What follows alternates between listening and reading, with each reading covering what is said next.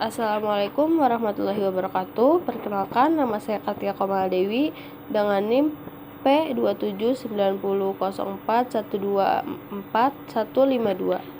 Mata kuliah Ilmu Biomedik Dasar, dosen pengampu Bapak Osep Yasir Al-Munsiri, Eskep Nurse Mkep. Di sini saya akan menjelaskan tentang pembagian sel, fungsi sel, dan struktur sel. Pembagian sel. Yang pertama ada nukleus. Nukleus disebut juga sebagai inti sel. Nukleus tersusun dari membran inti nukleoplasma, kromosom, dan nukleus dan memiliki fungsi sebagai berikut. A. Penyimpanan informasi genetik. B. Sebagai pengontrol pertumbuhan sel. C. Tempat replikasi dan transkripsi. D. Sebagai pengendali metabolisme. Yang kedua ada ribosom. Ribosom terdiri dari protein ribosom dan RNA ribosom. Fungsi ribosom adalah sebagai salah satu tempat untuk melakukan sintesis pembentukan protein.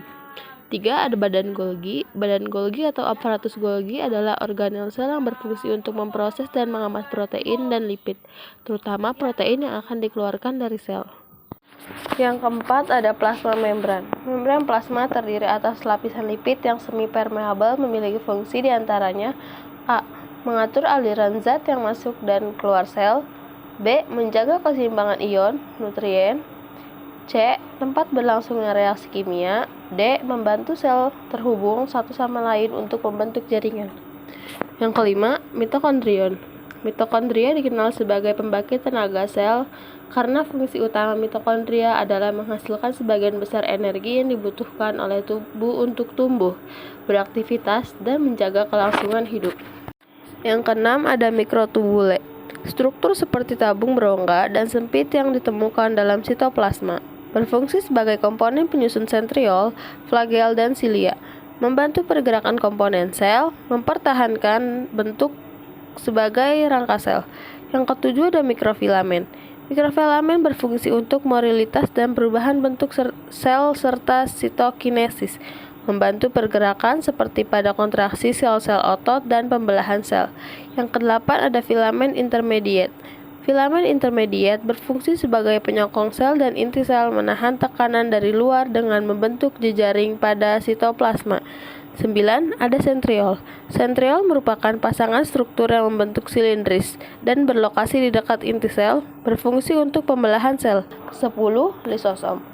Lisosom merupakan organel berbentuk bulat yang berisi enzim-enzim, berfungsi untuk mencerna protein, karbohidrat, lemak, dan asam nukleat. 11. Flagellum. Flagella merupakan bangunan yang keluar dari membran sel dengan ukuran relatif panjang dan biasanya hanya satu buah, berfungsi sebagai alat untuk pergerakan. 12. Peroksisom. Organel yang terbungkus oleh membran tunggal dari dui lapis, berfungsi untuk menurunkan oksigen dalam sel dan melakukannya reaksi oksidatif. 13. Rogue endoplasmic reticulum. Ribosom ini berperan dalam sintesis protein. Fungsi utama retikulum endoplasma kasar adalah sebagai tempat sintesis protein. 14. Smooth endoplasmic reticulum. Retikulum endoplasma halus berfungsi dalam mengatur produk dari retikulum endoplasma kasar ke organel seluler lainnya, terutama pada aparatus Golgi. Sekian pemaparan materi dari saya. Semoga ilmu yang saya berikan dapat bermanfaat. Kurang lebihnya mohon dimaafkan. Wassalamualaikum warahmatullahi wabarakatuh.